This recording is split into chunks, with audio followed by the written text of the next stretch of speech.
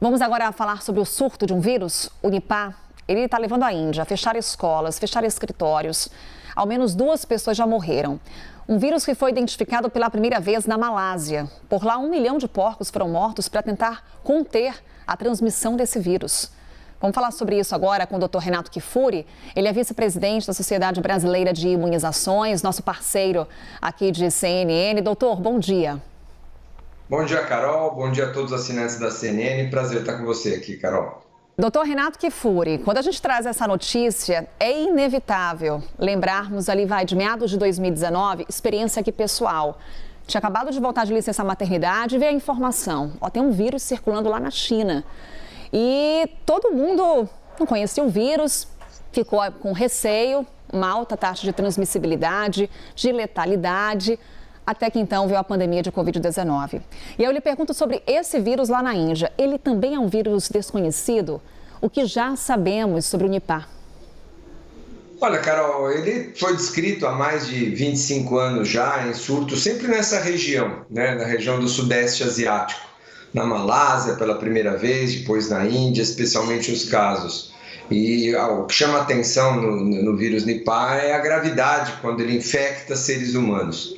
O grande reservatório do vírus, onde ele vive naturalmente, são os morcegos. Morcegos que se alimentam de frutas desta região, não é qualquer morcego. Aqui no Brasil, por exemplo, não existe esse morcego, não existe o vírus infectando também esses morcegos aqui.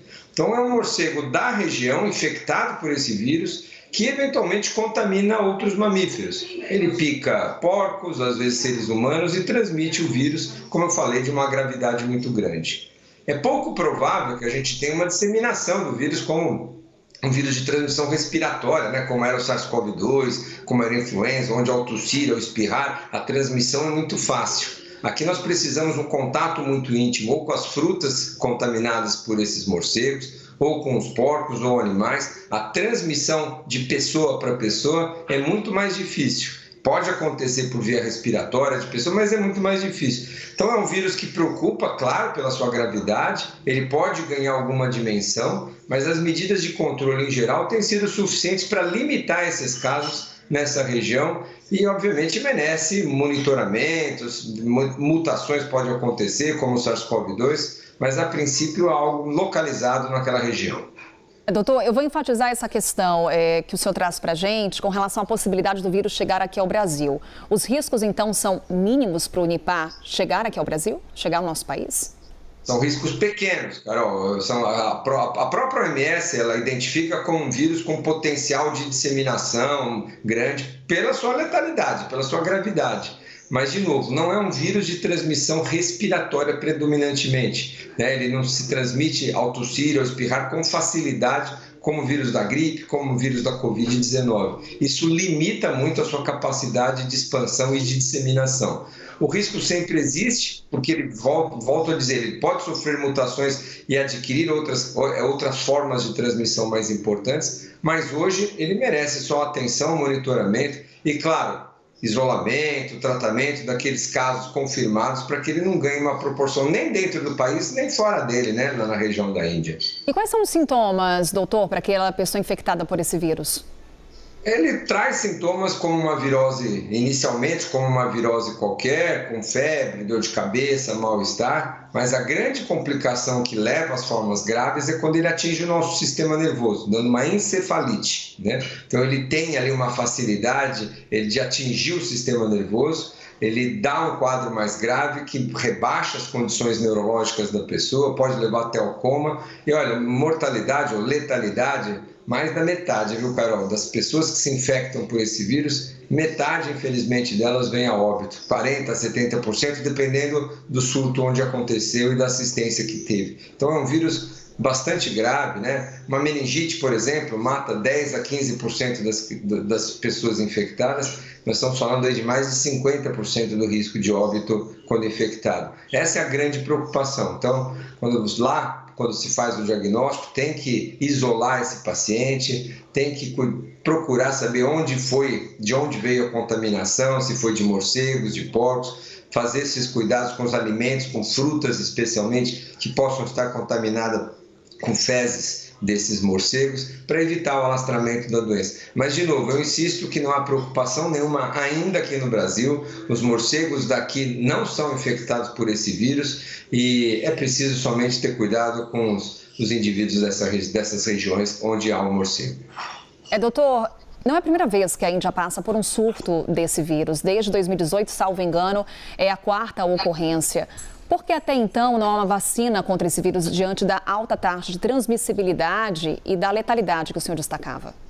Você tocou num ponto importante, Carol. A gente precisa desenvolver outras estratégias, né? A Organização Mundial da Saúde, o próprio CDC, o Centro de Controle de Doenças dos Estados Unidos, preconiza que seja uma prioridade para esse e para outros, viu, Carol? A gente está falando aqui do Nipah, mas tem o Marburg, tem outros vírus que circulam em regiões muito delimitadas do planeta, que com encurtamento de doenças, de distâncias, com voos tão frequentes para todas as regiões do mundo, aquelas doenças que são muito restritas, como o Ebola, como o Marburg, que ficam limitadas, mesmo os coronavírus que a gente tinha no passado, eles ficavam muito limitados às regiões. Hoje existe um risco potencial de disseminação muito maior do que se tinha no passado, obviamente. E o adentramento do homem à mata, a proximidade com outros animais, morcegos, porcos, isso faz com que essas doenças que nós chamamos zoonóticas, ou seja, que acometem animais e seres humanos,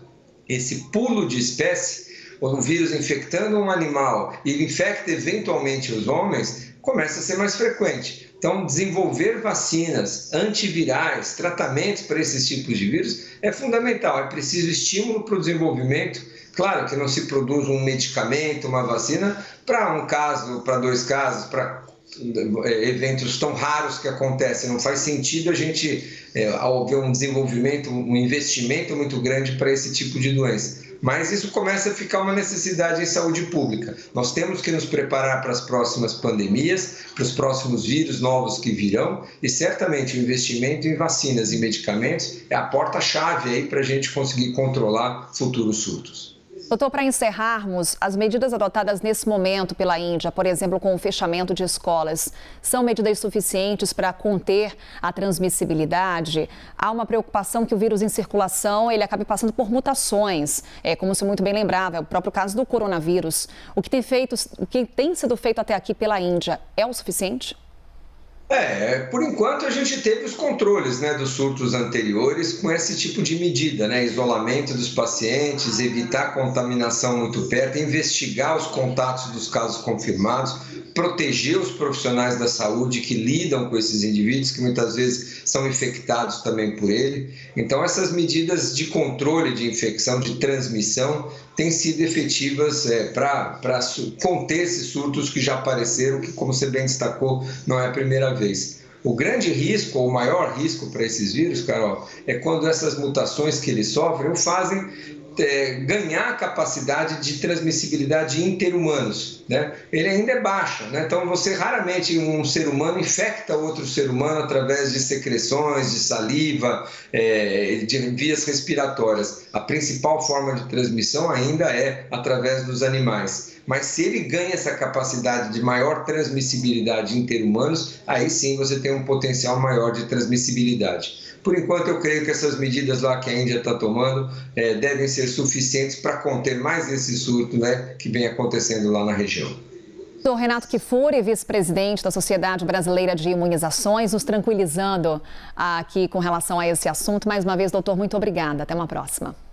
Eu que agradeço, Carol. Um ótimo dia. Bom dia, doutor.